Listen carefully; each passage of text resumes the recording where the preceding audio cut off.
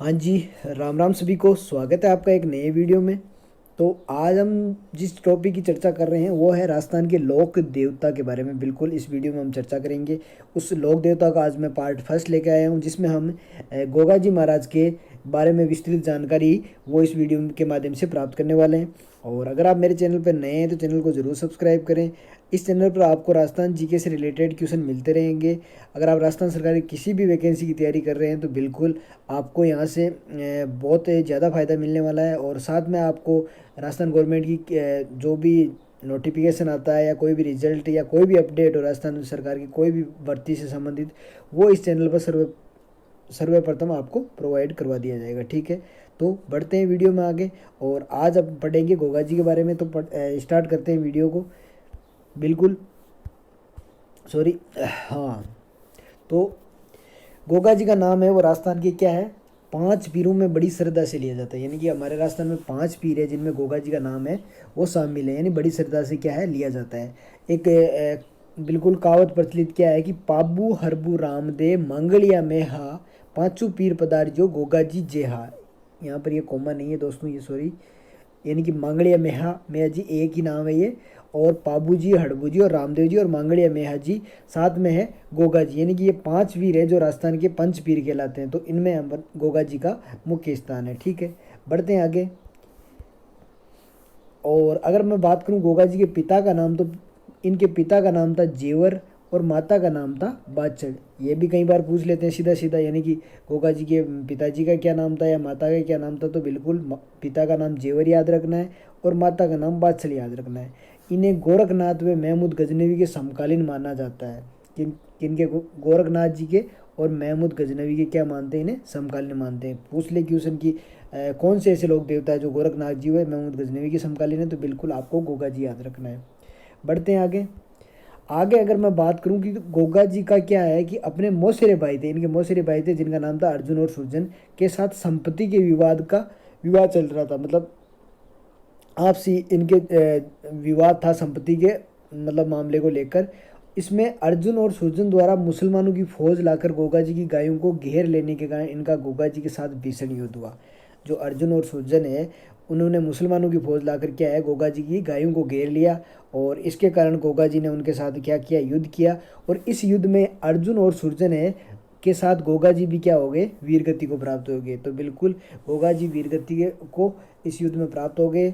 और ये गायों के लिए लड़ते हुए वीरगति को प्राप्त हुए थे, इसलिए गायों के देवता के रूप में भी इन्हें जाना जाता है। ठीक है, आगे बात करूं मैं तो गोगा जी का जन्म कहाँ हुआ था। जन्म हुआ था गोगा जी का, सॉरी यहाँ दद्देवा दे रखा है लेकिन ददरेवा याद रखना, ददरेवा।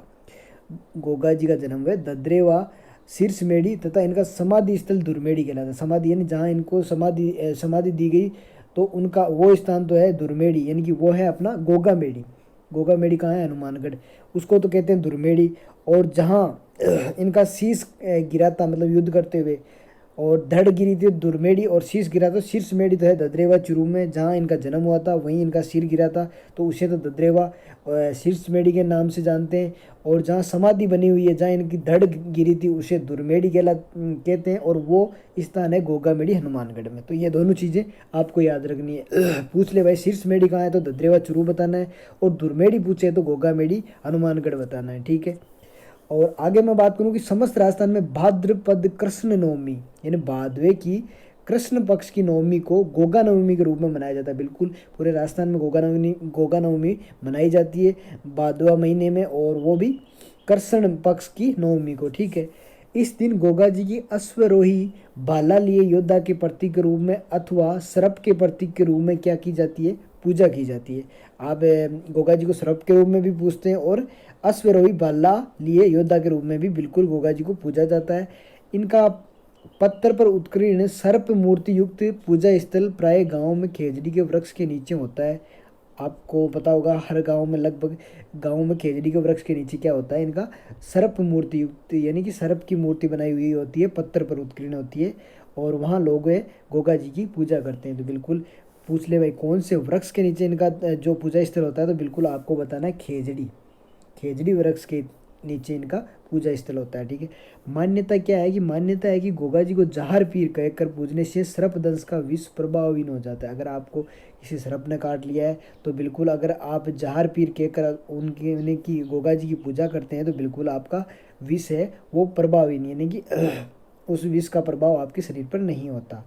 तो गोगा जी को दूसरा नाम अगर पूछ ले तो वो भी आपको जहार पीर यानी कि जहार पीर के नाम से जाने जाने वाले जो लोग देवता है वो कौन से हैं, तो वो है गोगा जी। ये भी क्वेश्चन कई बार आता है। ठीक है, आगे हैं कि हिंदू नागराज तो मुस्लिम गोगा पीर के रूप में इनकी पूजा करते हैं। यानी हिंदू तो इनको नागराज के रूप में मानते हैं और मुस्लिम है वो गोगा पीर के रूप में इनकी पूजा करते हैं। यानी कि इनकी हिंदू और मुस्लिम दोनों समाज है वो पूजा करते हैं। ठीक है, तो ये सांप्रदायिक सद्भावना वाली बात आ गई, यानी कि सभी संप्रदाय द्वारा मानने वाले देवता हैं। तो ये थी गोगा जी के बारे में संपूर्ण जानकारी।